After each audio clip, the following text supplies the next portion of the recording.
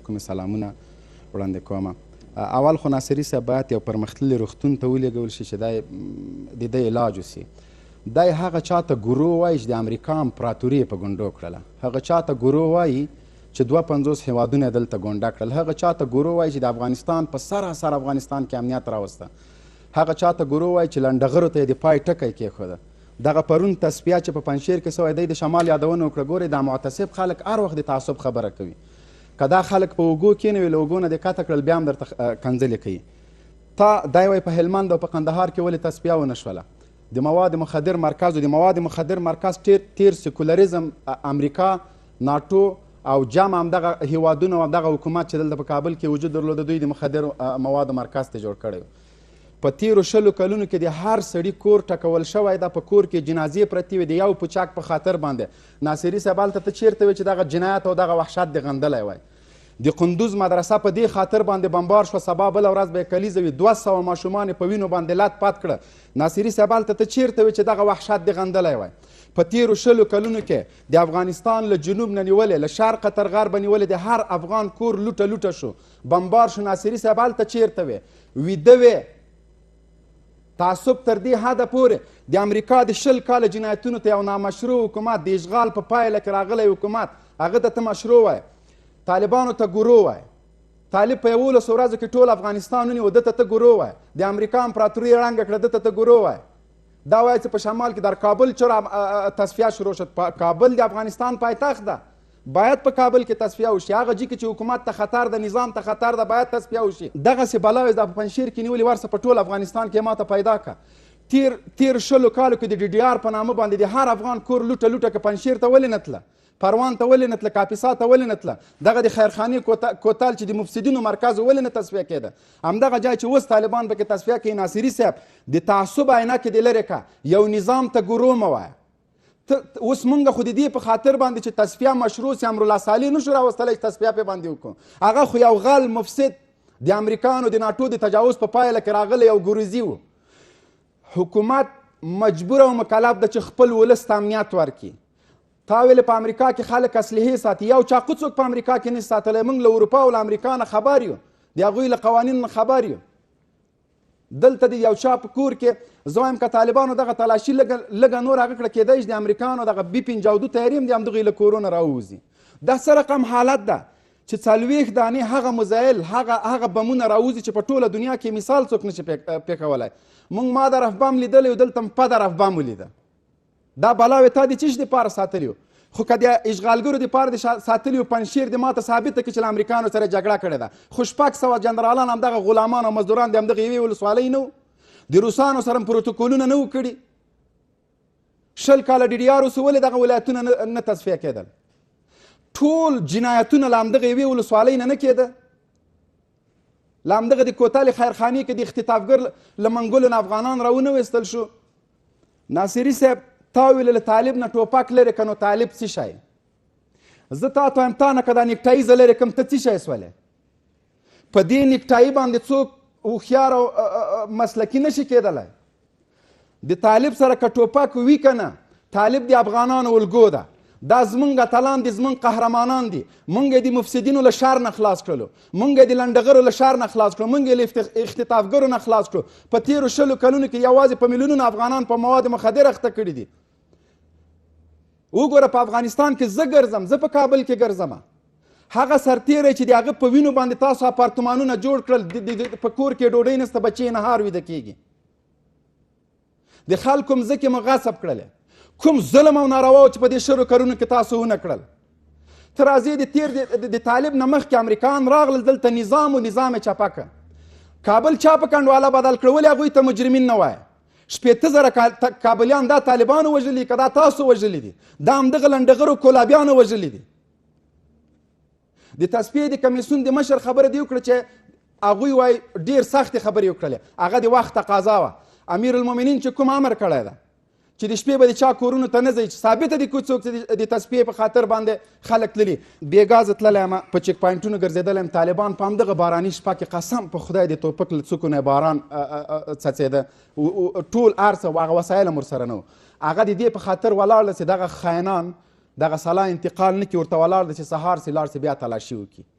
موږ د هغوی د احسان پوروړي یو چې په وږي نس باندې د دغه ملت د سوکالۍ دپاره شپه ورځ یوه کړې ده تصفیه کوي مفسدین غداران که څوک مفسد نه وي غدار نه وي د دې هېواد ته شوم اهداف نه لري ولې له تصفیې نه ډارېږي تصفیه زما کور ته م راغلی ده سهار چای مې پې باندې چکلی په خپله کوټه په کوټه ورسره ګرځېدلی یم زه ولې له تصفیې نه بده نه وړم کومه سلا چې ته وایې ما سره شته ما سره امر ده موټر را سره ده ما سره امر ده ما همدغه د تصفیې د تلاشۍ والا ته چې راغلي وو ما ورته ویلې که د امر نه بغیر مو یو کالتوس پیدا کړه د تاسو حق ده چې ځان سره یې ویسئ زه ولې لکه هغه نه وډار شم مبین صاحب په لنډه څو سوالونه تاسو ته راجع سول یو دا چې کودتا وسي ځکه په حکومت نسو ورته ویلی ناصري صاحب وایي ناصري صاحب وایي چې کودتا وشو حکومت نشي ورته ویلی د امریکانو د کرزي حکومت او د غني فاسد حکومت ته دی حکومت وایي دا د ماته مهرباني وکړي امریکایانو حکومت دلته مشروع و چې ولسوال تر د حوزې تر مسؤله پورې امریکایانو ټاکه دلته 52 هیوادونه راغلي و 52 جزیرې درلودلې څه سو هغه اتانور دي چې ویلې مخونه خو د مې رضانم ولې وتښتېده صالح چې هغه د اختر مونځ اخرنی مونځ سو له یو پټاقۍ نه 18 ګامه خیز وکړه څه شو هغه دا ملت مو چاته پرېښوده تاسو خو حکومت وایي نظام وایي په 11 ورځو کوم ګیلم ولې ټول شو ولې د امریکانو د تیارو په لکۍ پسې سریک شولی دغه مظلوم خلک چې تاسو حاکمان وایي چاته مو پرېښوده که طالب ګرو ده او طالب ترورستان دي بیا تر تاسو بېغیرته خلک چیرې دي چې خپل ملت مو ترورستانو ته پرېښوده یو ګرو ته مو پرېښوده 52 هېوادونه تښتي او ګرو ته حکومت پرېږدي طالب ته ګرو مه وایه طالب د دې هېواد مشروع نظام ده دا نظام په قربانیو باندې ګټلی نختر ځواني یې پې ورکړي په خپلو ځانونو پورې بارود تړلی دي او ته اوس هم د کولاب او د جرمني او د اروپا په هوا کې چکرې وهې موږ ته ګرو وایې د خدای لیاز وکئ دغه پروسه تر اوسه پورې څومره لاسته راوړنې درلودې د پروسې لاسته راوړنې چې هغه وخت چې عملیات پای ته ورسېږي علیزی صاحب ته به یې شاهد وې چې د دې لاسته راوړنې به اعلان شي دا عملیات دي اوس وخت کې ډېرې لاسته راوړنې دي چون میډیا ته طالبان ځکه نه راباسي چې کله عملیات پای ته ورسي زه به درته وایم چې زرګونه میله اسلحه په کابل کې د همدغه لوفرانو لوچکانو د لنډغرو له کوره راووتل د هغه چا له کوره ووته چې د شهید د اونۍ په نامه د کابل ښاریانو په سینه باندې چړې ورننویستلې ویشتلې په ډیزبینونو کې دغه د ګندګۍ په دغه بکسونو کې برچې ټوپکې پرتې وې که نه وې پرتې وته کیسه له کورونه یې راویستلې ما په خپله لیدلې په کارت پروان کې دا څه شو یو سړی څنګه په کور کې ټوپک ساتي برچه ساتي شرابو کارخانې جوړ ساتي مواد در شمالی شروع کردی از کجا شروع کنم شمالی خاک من است پنشیر خاک من است تو خب 20 سال غرب کابل جنوب و شرق افغانستان قلق کردی به اینمی نام تعصب و قوم پرستی با امریکا کوردینات میدادی نام افغانا را میدادی که آریسیا را بمباردمان نکردین اینمی تعصب شما بود امریکا اقرار میکنه که امرالله صالح جاسوس ما بود تشکر ډېره مننه کوم ناصري صاحب تاسو هغه ډلې ته ولې جنایتکار نه وایاست چې د دغو ډلو له کبله کابل په کنډوالۍ باندې بدل شو د مبین صاحب نظر تاسو باندې و انتقادی و آقای جنرال مبین نماد و نمود از یک گروهی هست که با خشونت فکری بزرگ شدن و با خشونت فکری و ادبیات بسیار بازاری صحبت میکنن آقای مبین نه جنرال است بلکه شاید صنف 6-7 مکتب خوانده و نماد و نمودی از کسی است که خود را جنرال میگه و مثل مارشال دوسوم اینا وره که مکتب نخوانده بودن و جنرال شدن تمام صحبت‌های آقای مبین یک نفرت قومی و مذهبی و نفرت مخصوصا سمتی و زبانی داشت شما تمام حرف شدیدین که یک ولسوالی در بدر کرد یک ولسوالی 600 تا بیسواد آمد مثل شما ور بیسوادا خود جنرال میگفت نه جنرال بود نه مکتب خوانده بود جنرال خود میگفت گروه ها از خود یک نظم و دیسیپلین و یک ساختار و یک ساختمان فکری دارن یک رهبریت دارن میگه کابل پایتخت افغانستان فتح کلام نگاه کو آقای نکته دار اجازه بده که من فتح کلام تو نگاه کو تو یک تحصیل کرده هستی نباید این کار کنی نه سواد گپ زدن داری نه تو اگه شرم می‌داشتی از افغانستان فرار نمی‌کنی تو میگی میشرمم اگه شرم می‌داشتی از افغانستان فرار نمی‌کنی ما سفید برای میگم گپای تعصب آزادی کسای کابل و کنوالا بدل کرد کسایی که جرم کرد جاسوسی امریکا را کرد خانه‌های ما را ویران کرد ناصری صاحب مبین صاحب میگه چیزی که حقایق جامعه سوره من میبینم شما دور از افغانستان هستین میگن دیده نمیتونید مبین صاحب 6 ماه پیش در کابل نبودم این مبین صاحب در دامن فیض امید بود در دامن افغانستان نروار میجنگیدم کابل پایتخت است رهبر درک نداره همین مبین جاسوسای پاکستان معلوم شد که در شب سقوط کابل کلگی در طیاره پاکستان رفتن از پاکستان خود گپ نزنید کلتان جاسوس پاکستان بودین خارج بودین طالب به کابل آمد کلانایتان کجا رفت؟ رئیس پارلمان ضیاء مسعود یا کجا رفتن؟ از پاکستان گپ نزن، جاسوسای شاخدار پاکستان هستن. یک بیسواد، یک آدم بی سویه، یک آدم بی سویه اگه میداشتی گپایت سنجیده میزدی. قاتل کشته. ما از دایره افغانستان گپ میزنیم، قاتل شما هستن، جاسوسای امریکا هستن، به امریکا کوردینات میدادن.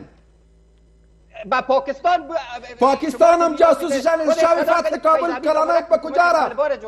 خط دیوران کی فروخت؟ نوکرای ایسای شما هستین، اینمی مسعود شناختی کارت نداشت. تو در موبایل تلویزیون کابل نیوز بود، در تلویزیون آریانا بود، گفتی که فیض حمید آمده جنگ پنجشیر به خاطر جنگ پنجشیر رهبری کنه آمده و از خاطر حکومت ما آمده. کی گفته؟ انتقاد کردی. کی گفت؟ خودت گفتی در موبایل آریانا. دروغ چرا میگی؟ بیار ثبوت بیار. بیار ثبوت بیار. جاسوس اگه شاخ میداشتی، حالا تو دو دانه شاخ میداشتی. جاسوس خودت هستی که از پاکستان بخیر باشین. علیزاد قدرت براتان داد و حکومت براتان داد. چی باید شوه ناصری صاحب؟ ناصری صاحب چی باید شوه؟ توسط دمیت بیسواد بیسواد خودت هستی، با نیکتایی کسی سوادار نمیشه. بیسواد خودت هستی. آزاد کردم. بیسواد خودت هستی که ملت فروختی. تجاوز امریکا را مشروع میدانی. تو بیسواد هستی. مکتب نخوندی، سواد نداری، گپ زدن نداری. تو که مکتب خواندی فایده تو به افغانا بگو.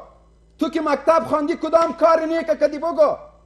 من انتحار ما خانه به خانه به ملت خود آرد میبرم، روغن میبرم. تو چی کردی غیر از نیکتایی که انداختی؟ ملت فروختی، 40 سال جاسوسی کردی. ناصری صاحب میایم سر اصل موضوع. به نظر شما پس شما که تصفیه را قبول ندارین چی باید شود؟ می اسلحه و سلاح غیر قانونی باید سرنوشتش کجا بره؟ اولین گروهی که باید خلی سلاح شود طالبا هست. کی خلی سلاح گروهی که باید ملت محاکمه شود به خاطر خب بیا خلی سلاح کنه و خشونتش باید طالب است. از جرمنی خلی سلاح میکنی، بیا افغانستان خلی سلاح کن. بیا حکومتی که بر اساس اراده مردم و وحدت سیاسی و اجماع سیاسی ایجاد شود، حکومتی که قاضی القضات داشته باشه، حکومتی که وزیر عدلیه داشته باشه، حکومتی که قانون اساسی داشته باشه، حکومتی که از طرف ملت افغانستان از تمام جریانات سیاسی و مذهبی افغانستان شخصیت‌های علمی و ملی باشه، افراد بیسواد، جنرال‌های بیسواد در رأسش نباشه. خیال تو سوادار از افغانستان گریختی، من تو را چی میکنم؟ تو سوادار جاسوس امریکا بودی، تو سوادار 40 سال ملت بمبار کردی، تو سوادار کوردینات دادی به خارجه، خاک ما را 20 سال در اشغال بودی. من تو وار سوادار چی کنم که زهر قاتل باشه برای من؟ سواد تو را چی کنم که به خارجه جاسوسی میکنی؟